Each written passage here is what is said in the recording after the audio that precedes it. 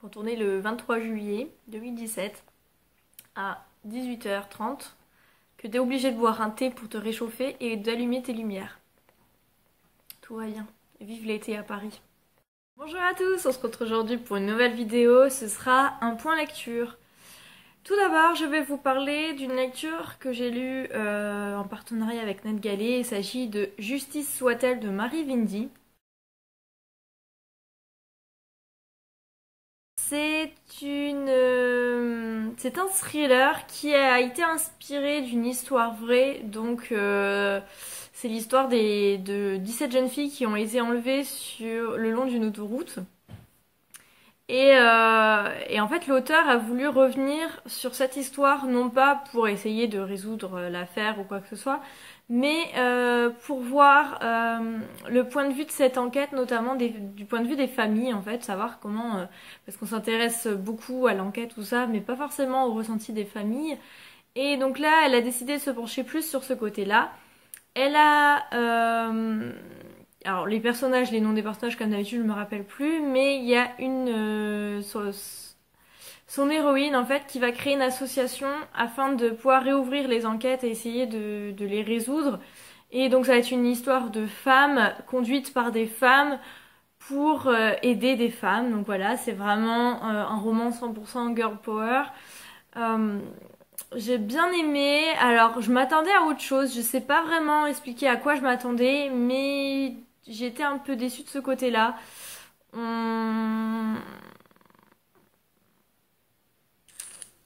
J'ai pas grand-chose vraiment à expliquer. En plus, ça fait 2-3 semaines que je l'ai lu. Et comme vous pouvez le voir, il me reste pas énormément de choses de cette lecture. J'ai bien aimé, j'ai passé un beau moment, ça se lit hyper vite. On lit très facilement, mais voilà, c'est une lecture qui est juste divertissante pour moi. Mais j'ai bien aimé ce côté de l'auteur un peu féministe et qui s'intéresse à la femme. Ce côté-là, j'ai bien aimé. De toute façon, je vous laisserai en barre d'infos ma chronique puisque je l'ai écrit peu de temps après ma lecture, donc il y aura d'autres arguments que j'ai pu oublier entre-temps, mais en tout cas, c'est une bonne lecture. Je pense que ça peut être bien pour ceux qui cherchent un roman pas trop sanglant, pas trop gore et avec une enquête.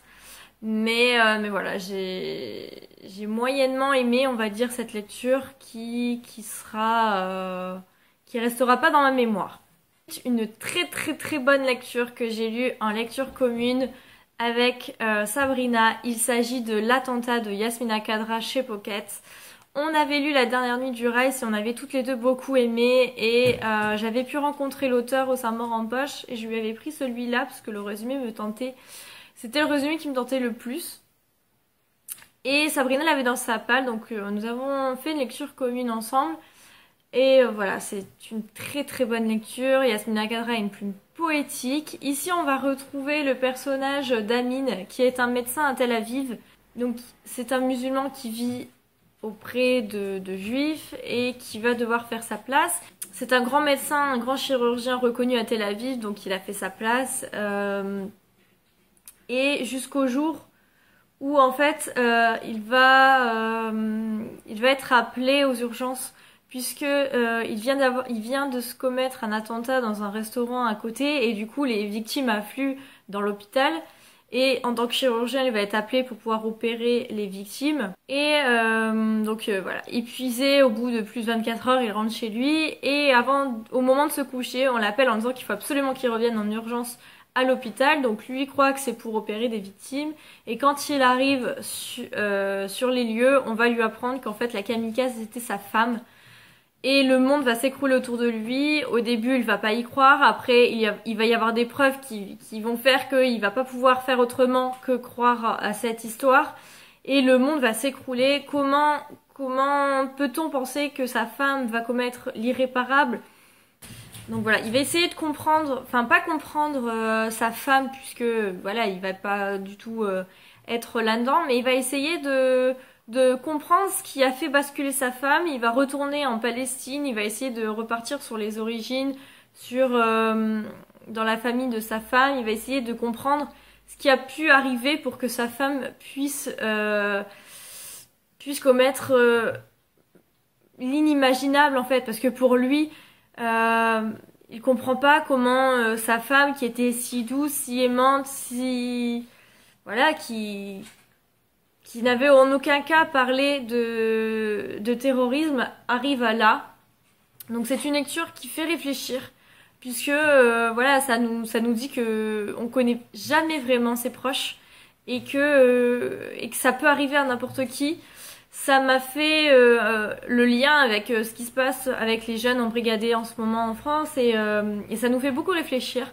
La plume de Yasmina Khadra est poétique, donc c'est toujours agréable de lire cette lecture. C'est un roman qui se lit très vite, mais qu'on n'a pas envie de lire vite. On a envie de savourer chaque mot, chaque phrase de l'auteur. Et, et voilà, est-ce que, avec Sabrina, ce qui nous est revenu, ce qui nous paraît incroyable, c'est que l'auteur, que ce soit dans La Dernière du Rice ou dans celui-là, ne prend en aucun cas parti pour l'un ou l'autre. Il est juste un personnage extérieur qui décrit ce qui se passe, qui décrit l'histoire. En aucun cas, il donne son point de vue. Ou alors, même s'il a son point de vue, parce que tout le monde a un point de vue, il ne le dit pas. Il fait parler ses personnages. Il est des deux côtés. Il explique un peu ce qui se passe des deux côtés. C'est vraiment un personnage omniscient, mais qui ne donne en aucun cas son point de vue, et ça j'aime beaucoup, surtout dans des sujets aussi sensibles. Donc voilà, on a énormément aimé cette lecture et on a déjà prévu de lire un autre Yasmina Khadra dès qu'on en aura, probablement à la saison prochaine. Mais vraiment j'ai hâte de découvrir tous les romans de cet auteur puisque sa plume est juste super, et si vous connaissez pas cet auteur et que vous êtes intéressé par tout ce qui est sujet surtout dans tout ce qui se passe dans les pays orientaux, n'hésitez pas parce que c'est vraiment un très bon auteur. Ensuite, j'ai lu un e-book, il s'agit d'une bonne intention de Solène Bakowski. Donc Solène Bakowski, je la connaissais grâce à son premier roman qui était Un sac, que j'avais lu en début d'année, que j'avais adoré. Ici, on va retrouver le personnage de Mathie, qui est une petite fille de 5 ans, il me semble, qui vient de perdre sa maman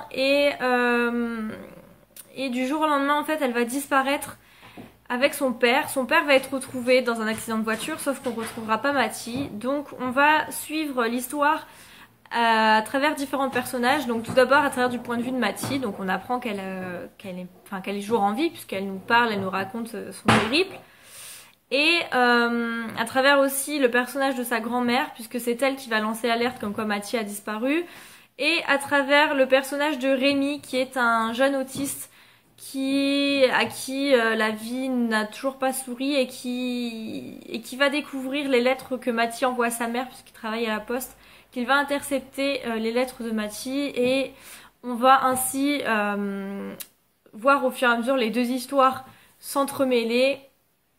Alors, j'ai aimé ma lecture, je vais pas dire que j'ai pas aimé ma lecture, j'ai bien aimé. Par contre, j'ai été un peu déçue par l'auteur, alors non pas par le fait que ce soit mauvais, mais autant qu'un sac, elle m'avait énormément surprise, je ne savais pas trop.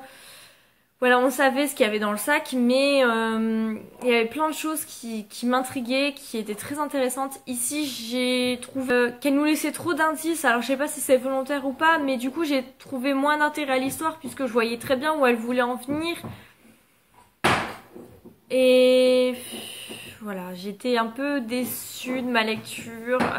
Après, c'est une lecture divertissante. J'ai beaucoup aimé comment elle aborde l'autisme, qui est quand même une maladie très compliquée. Et on peut voir comment Rémi souffre de cet handicap, en fait, à travers le regard des autres. Et j'appréhendais... Alors, il y avait quelque chose dont je ne voulais absolument pas voir. Et heureusement, l'auteur n'est pas allé dans ce point de vue-là à propos de Rémi. C'est assez compliqué de vous expliquer sans spoiler, mais voilà. Pour ceux qui ont lu l'histoire, je pense que vous comprendrez. Donc elle n'est pas partie de ce point de vue-là, donc ça a un peu sauvé l'histoire. Mais voilà, c'est un bon divertissement, mais voilà, à choisir. Si vous devez commencer par un livre de l'auteur, je vous recommanderais plus Un sac que celui-là. Après... d'autres copinotes ont adoré, que ce soit Charlène ou Cédrina, donc voilà, peut-être que c'est juste mon point de vue. Je vous dis pas de pas le lire, surtout pas, parce que c'est quand même un beau roman, j'ai bien aimé, on l'a lu en peut-être 2 jours, je crois, avec Charlène, parce qu'on l'a lu ensemble. Mais voilà. pour moi, une lecture en demi-teinte.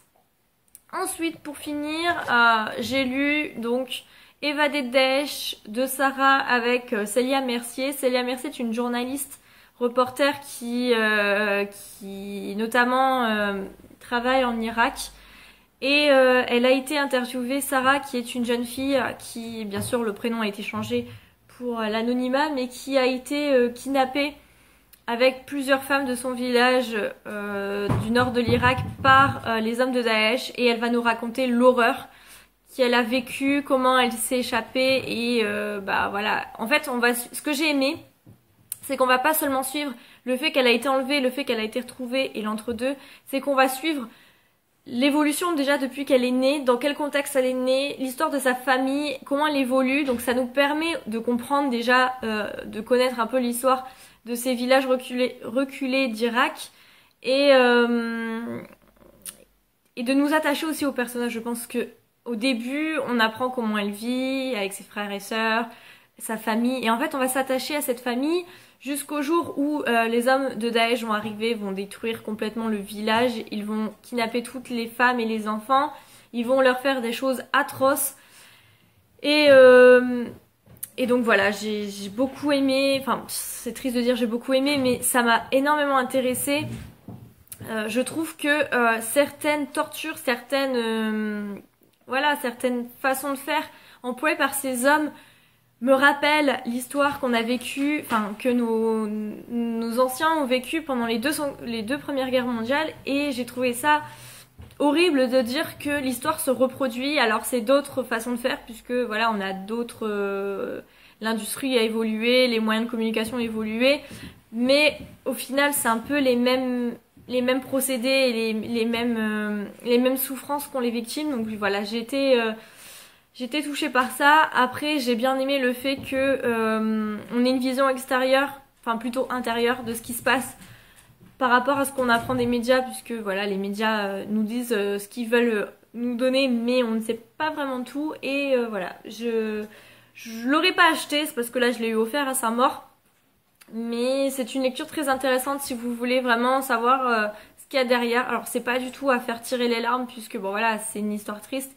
Mais c'est quand même voilà, c'est une histoire de femme forte. J'admire le personnage de Sarah, tout ce qu'elle a fait pour sa famille, tout ce qu'elle a fait pour elle, mais surtout pour sa famille. Voilà, je suis admirative de cette femme et de toutes ces femmes qui se battent au quotidien contre l'horreur et contre l'envahissement de Daesh. Donc voilà, j'ai bien aimé cette lecture et je vous le recommande pour ceux qui sont intéressés par ce genre de lecture, puisque c'est vraiment une bonne biographie en fait. Donc voilà, c'est tout pour ce point lecture. Mis à part pour Justice soit-elle, que j'ai eu beaucoup de mal à vous en parler puisque j'ai plus trop de souvenirs.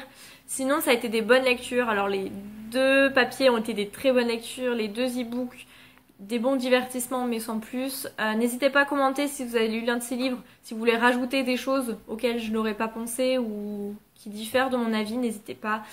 Et n'hésitez pas non plus à dire si je vous ai intéressé pour lire l'un de ces livres. Notamment, s'il y en a un à retenir ce point lecture, c'est celui-là qu'il faut absolument lire, je trouve. Et voilà.